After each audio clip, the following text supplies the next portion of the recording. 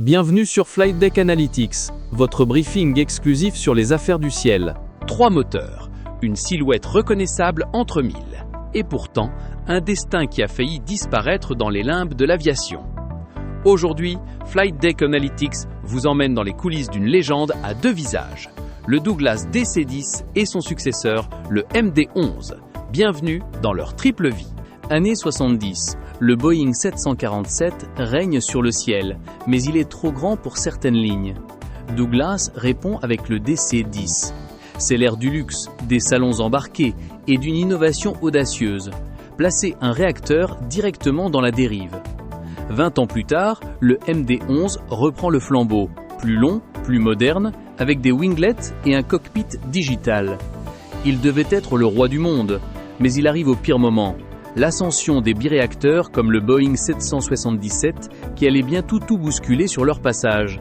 Mais l'histoire de ces triréacteurs n'est pas qu'une ligne droite. C'est ici, dans la complexité technique, que tout bascule. Au début des années 70, l'avion fait face à un défaut critique, le verrouillage des portes de soute. Contrairement aux portes classiques, celle du DC-10 s'ouvrait vers l'extérieur. À haute altitude, la pression exerçait une force colossale sur les loquets. Après l'accident d'Ermenonville, Douglas a dû revoir entièrement sa copie. Cette période a créé une méfiance, pourtant l'avion était structurellement un chef-d'œuvre de robustesse. 20 ans plus tard, le MD-11 arrive avec une promesse de sobriété. Mais lors des tests, le verdict tombe. L'avion consomme 3 à 4% de kérosène en plus que prévu. Un écart fatal qui a poussé des compagnies comme Singapore Airlines à annuler leurs commandes. Techniquement, le MD-11 était aussi plus nerveux à piloter. Pour gagner en vitesse, les ingénieurs ont réduit la surface de l'empennage horizontal de 30%. Un centre de gravité plus instable qui a nécessité la création du système informatique LSAS. Longitudinal Stability Augmentation System.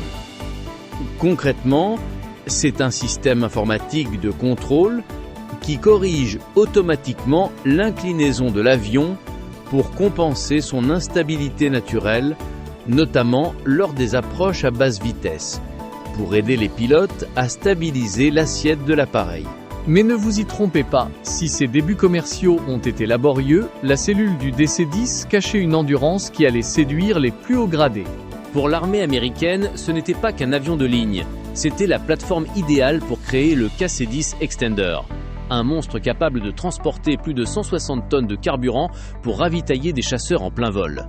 Contrairement au MD-11, qui restera civil, le DC-10 a prouvé ici sa fiabilité dans les conditions les plus extrêmes.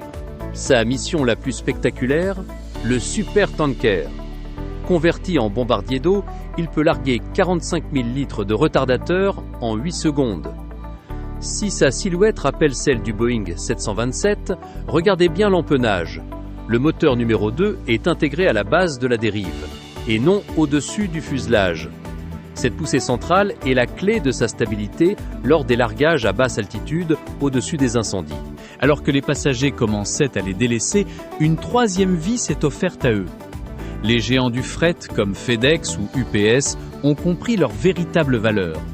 Ce 3e moteur, autrefois critiqué, est devenu un atout majeur pour décoller avec des charges lourdes sur des pistes courtes. Aujourd'hui, alors que leurs contemporains sont à la casse, le sifflement si particulier de leurs réacteurs continue de résonner chaque nuit sur les tarmacs du monde entier. Alors DC-10 ou MD-11 ? L'un a ouvert la voie et servi la nation, l'autre a poussé la technologie à ses limites avant que le ciel ne change de visage.